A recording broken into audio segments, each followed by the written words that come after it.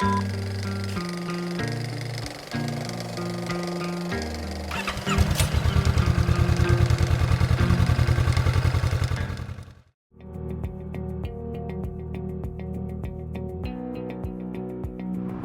so first off, before we start the video, I want to say thank you to the over 5,000 subscribers that I have on my channel now.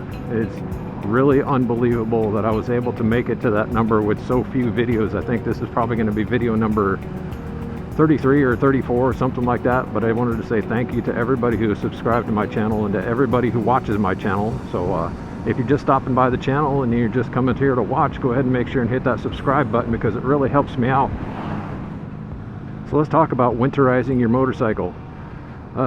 When I started riding, I had no idea how to winterize my bike, so I just did basically what I used to do with my cars. I would park them in the garage, and I knew I should probably keep the fuel tank full on them. That way there's no room for condensation in the tank to happen. But I did make a stupid mistake my first year of leaving my bikes parked over the winter time. One of the mistakes that I did happen to make is I would go out in the garage probably every week or every 2 weeks, and I'd go through sit on my bikes and I'd start them up and I'd let them sit there and run for a while and come up to operating temperature, and I thought that's what I was supposed to do, because dealing with old cars in the past, I would go out and fire them up over the winter time just to make sure to keep the oil circulated in them and make sure that the valve springs didn't get flat spots and be compressed and end up losing compression in the engines. But apparently, come to find out, you don't need to do that with new motorcycles. So the first thing that I do when it starts getting towards the end of the riding season is I'll try to run all the regular, just standard gas station gas in the tank of my bikes down really low. And when it starts getting, when I think it might be any time now to put the motorcycles away, I'll start putting this ethanol-free gas in my bike. And fortunately, there's one here, a station close to me here, that sells this stuff. I used to run this in my bike all the time up until this last summer, when I figured out, well, it's just kind of a waste of money to run this expensive fuel in here all the time. So I was just basically filling the tank with just regular gas station gas. But like I said, towards the end of the season, I'm getting into this habit, and this is what I'm going to do from here going forward, is start running basically this non-ethanol premium fuel in the tanks. That way, when it's sitting over the winter time, it doesn't have that ethanol in the fuel system that can go bad, because chances are, I might end up with this thing sitting in the garage for 3, 4, 5, 6 months. Who knows? Who knows how long winter's going to last? So I'm going to go ahead and fill the gas tank up here with this non-ethanol stuff, and then we'll get back out on the road and we'll run some of it through the fuel lines, just to make sure we got plenty of that stuff in the fuel system. So it kind of dilutes the ethanol gas that's in there, number one, and also runs some of this really good stuff into the fuel system.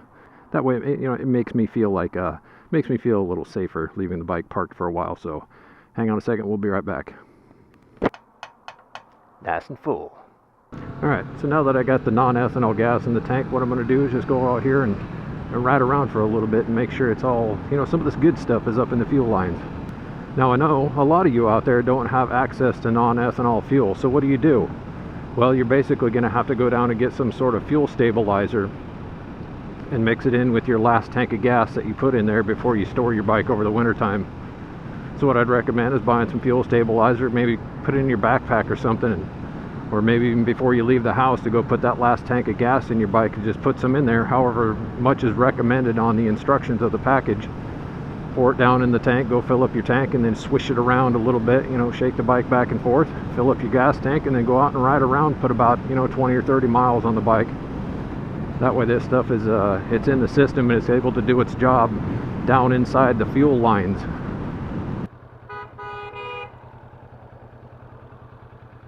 Now that we've got all this good gas circulating around in the fuel system, we're going to go ahead and continue the video in the garage so I can show you the rest of the things that you need to do to winterize your bike. Alright, so the next part to winterizing your bike is getting a battery tender. I've got this little guy right here. I use it on all 5 of my motorcycles. What I'll do is basically, once I'll charge the battery up in one of them, I'll take it off and I'll cycle it to the next motorcycle and just plug it into that and let it charge, and then basically onto the next one and onto the next one.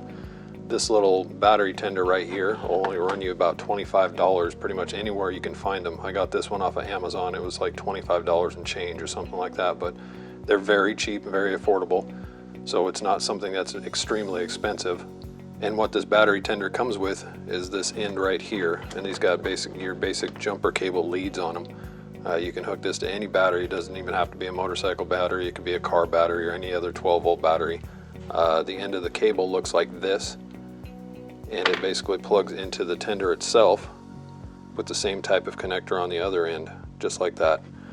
Now, if you wanted to make something that's even easier to hook up the next time you go to winterize your bike, say next year or something like that, then you can go ahead and pick up one of these guys right here.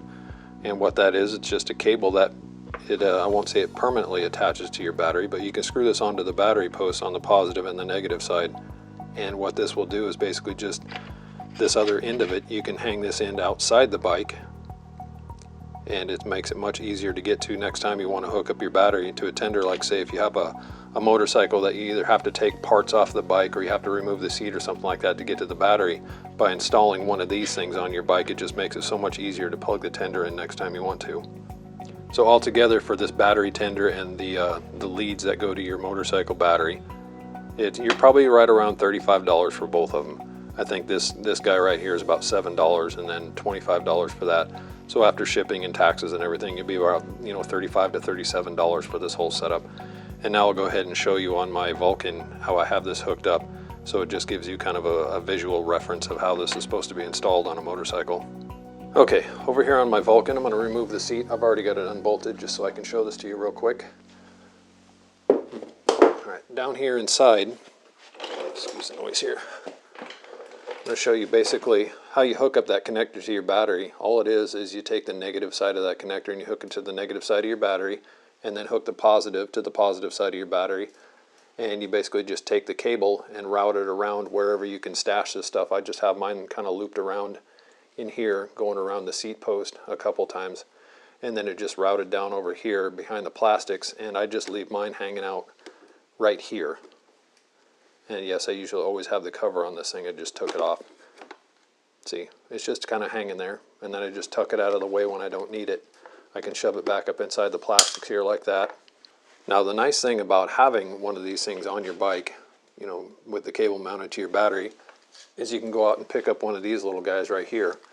This is basically a USB converter, and what that does is that plugs in to the end of the cable right there. So you can hook up a USB device like a phone charger or a GPS or anything basically that's powered by USB. And it's got this little connector on the back of it, as you can see here. The camera will focus. There we go.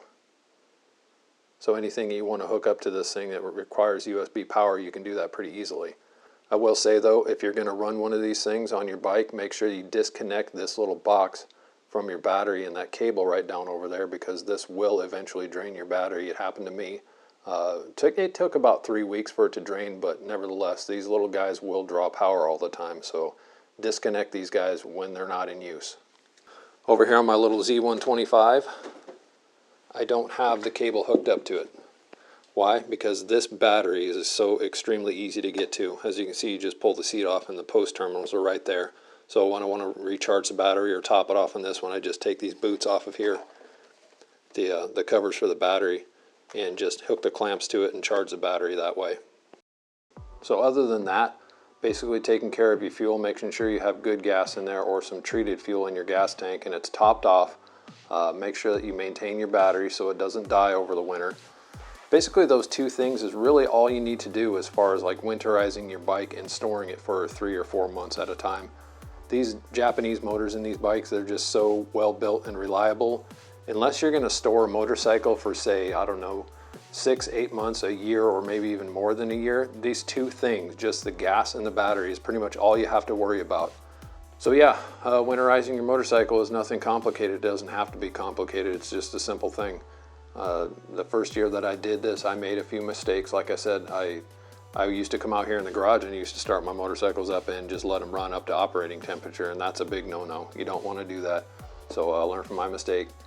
But anyways, I'm gonna go ahead and end the video right here. I hope you enjoyed the videos this week. I know this is pretty basic information, but it's surprising.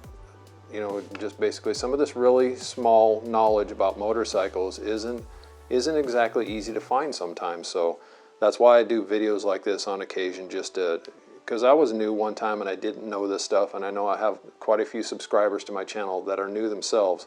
So I'm just trying to share my information with you guys. But anyways, if you enjoyed the video this week, go ahead and hit that like button and subscribe if you're not already subscribed, because it really helps my channel out. But anyways, I'm going to end the video right now. So as long as you guys can still ride and it's not too cold, go ahead and ride safe and have a good day, and we will see you next week on the next video.